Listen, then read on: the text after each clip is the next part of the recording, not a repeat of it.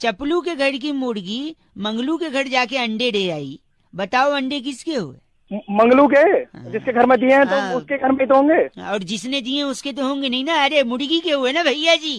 अरे एक मिनट एक। पिताजी, मेरे पिताजी, तुम्हारे पिताजी की दी हुई सब चीजें बेकार हैं। क्या मैं भी बेकार हूँ? हाँ, और वो तो एहसान मानो मेरे जैसा इंसान शादी करने के लिए तैयार हो गया। रहने दो, एक से बढ़कर एक रिश्ता मिल रहा था मुझे। तकदीर वाले थे, साले सब बच गए। अच्छा ये सब बातें छोड़ो, मेरा क्या मारी घरवाળી મોન્ટ્યો આટલો લેટ?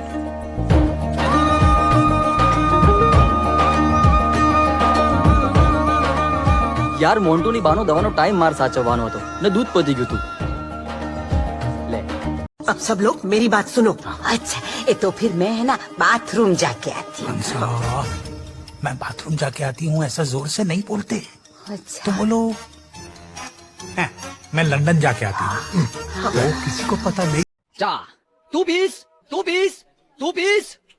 ये टेढ़ी 4 कटिंग એ કે પણ કેરી તારો બાપ અરે કાલી છૂટી આવશે।